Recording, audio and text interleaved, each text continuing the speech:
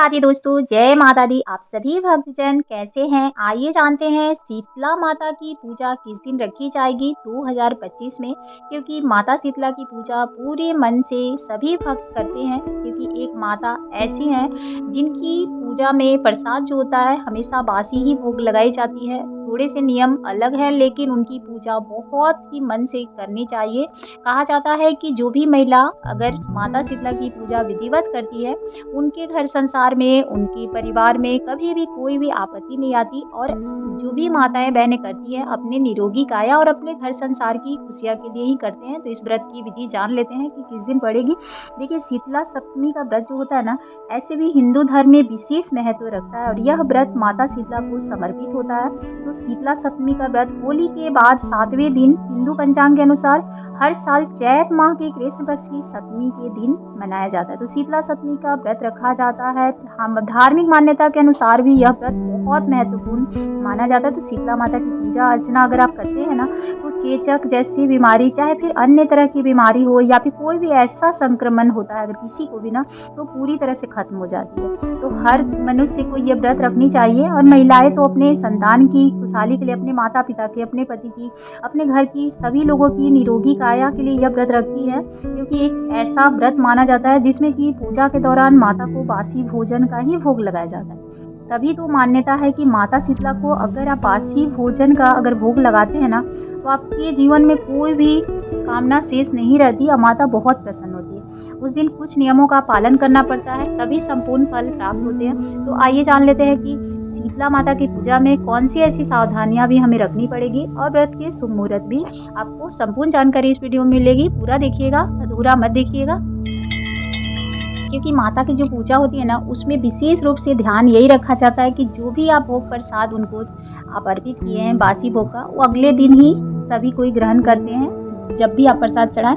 लेकिन एक दिन पहले ही प्रसाद बना ली जाती है और वही माता को चढ़ाया जाता है और वही भोग में सभी घर के सदस्य जो भी हैं सभी प्रसाद को ग्रहण करते हैं। अब व्रत जो रखते हैं उसके अगले दिन उस प्रसाद का सेवन करते हैं। तो इतना से आपको इसी बात का ध्यान रखना है कि दीपक उस दिन कोई भी दीपक प्रज्वलित नहीं करनी है। घर में चूल्हा नहीं जलाया जाता है। गर्म चीज़ों से आप दूर रहें। उस दिन आपको सुबह स्नान भी शीतल जल से ही करना होता है, गर्म पानी से स्नान नहीं किया जाता है। तो विशेष बातों में यही आपको ध्यान रखा जाता है कि उस दिन आग नहीं जलाई जाती है, गर्म पानी से स्नान नहीं किया जाता है। माता की पूजा में पूरे शीतल जल का ही प्रयोग किया जाता है। तो आइए जान लेते हैं कि 2025 में शीतला सप्तमी का व्रत उपवास कब रखा जाएगा।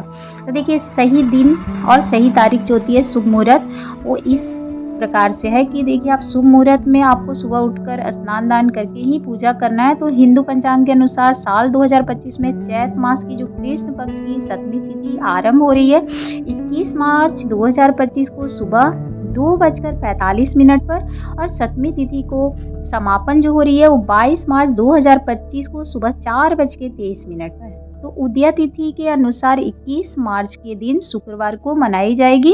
शीतला सप्तमी का दिन शुक्रवार को ऐसे भी माता का दिन माना जाता है। माँ लक्ष्मी की पूजा होती है उस दिन। तो उस दिन बहुत ही विशेष दिन है माता का पूजा करने के लिए। तो आप विशेष रूप से उनकी पूजा करें, कोई भी पूजा में कोई भी त्रुटि ना करें। इतना जो शुभ मुहूर्त है आपको पता चल गई। बस आपको उस दिन पूजा कैसे करनी है। तो शीतला सप्तमी के दिन आपको माता शीतला की पूजा मन से भाव से करना है। तो सुबह जितना जल्दी हो सके आपको ब्रह्म मुहूर्त में उठ जाना है। आपके जो भी नित्य कार्य होते हैं वो सारे कर ले, और एक दिन पहले ही आप भोग प्रसाद आपको बना लेना है। और उस दिन आपको शीतल जल से स्नान करके साफ कपड़े पहन ले। माता के लिए आप लाल भी पहन सकते हैं, पीला भी पहन सकते हैं। बस आप काला मत पहनिएगा, इतना ध्यान रखिएगा। नीला भी ना पहने, काला नीला ना पहने, बाकी आप कोई भी रंग पहन सकते हैं, कोई दिक्कत नहीं है।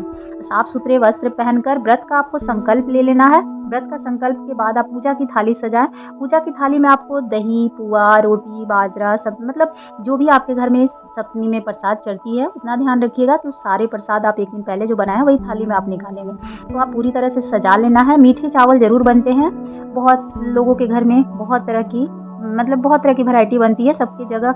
देखिए, पूजा का जो शुभ मुहूर्त होता है वो तो सब जगह एक ही समान होता है, लेकिन पूजा की विधि थोड़ी सी चेंज हो जाती है। लेकिन माँ को प्रसाद तो बासी भोग का ही लगता है, थोड़ा थोड़ा सा चेंजिंग होता है। तो आप अपना देख कर ही क्या करें। लेकिन थाल में जो है आपको दीपक ई का नहीं रखना है, एक आटा का सिर्फ़ ठंडा दीपक बनाना है, उसको प्रज्वलित नहीं करना है। तो एक दीपक रख सकते हैं, रोली, वस्त्र रखें, कुमकुम रखें, अक्षत रखें, हल्दी ज़रूर रखिएगा क्योंकि माता को हल्दी का टीका लगता है, मोली रख सकते हैं। होली वाली बहुत जगह पर बड़कुल्ले की माला भी रखी जाती है, तो सिक्का, मेहंदी, श्रृंगार का सामान में माँ के लिए आप ज़रूर रखें।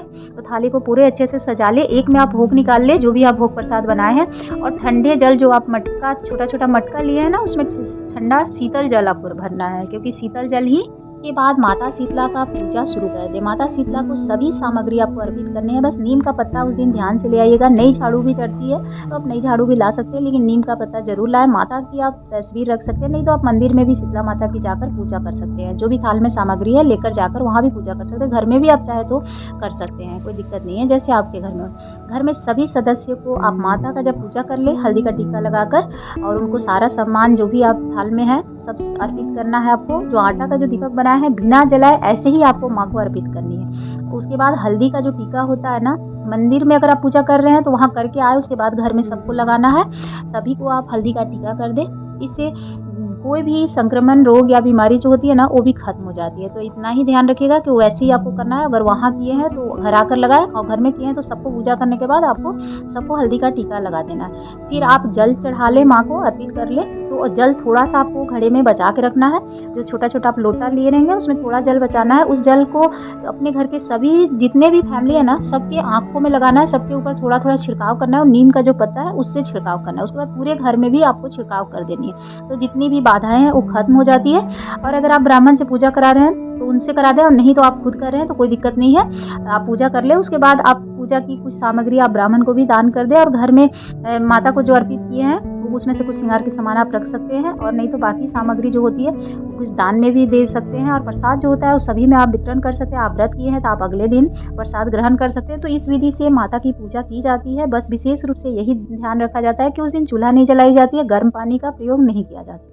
तो इतना ही आपको बस ध्यान रखना और कुछ नहीं करना। बस ठंडे जो शीतल जल है वो घर में सभी के आँखों में, पूरे शरीर में छिड़काव कर दें। घर में पूरे घर में आपको छिड़काव करना है। उस दिन आपको किसी का भी अनादर नहीं करना है। व्रत के दौरान पूरे मन से उनकी पूजा करनी है। मान लीजिए गौशाला है, गाय है, तो उनके ऊपर भी आप छिड़काव कर सकते हैं, जो शीतल जल होता है कि घर में हमेशा आपके घर में बरकत बढ़ी रहती है। माँ लक्ष्मी की कृपा आपके घर में सालों भर बनी रहती है। तो इस विधि से ही शीतला सप्तमी की पूजा की जाती है। कुछ-कुछ विधियाँ सबकी अलग है, लेकिन पूजा इसी विधि से की जाती है। आपके घर में जैसे भी होता है, आप कमेंट बॉक्स में ज़रूर लिखिएगा। तो शीतला माता की पूजा पूरे भक्ति भाव से करते हैं, सारी महिलाएँ करती हैं। जिनके घर में मान लीजिए अगर पुरुष भी करते हैं तो कोई दिक्कत नहीं है। सबके घर की अपनी-अपनी धारणा है, पूजा करने का विधि सेम ही होता है, बस थोड़ा-थोड़ा सा अलग होता है। अगर आपको हमारी जानकारी अच्छी लगी हो तो एक लाइक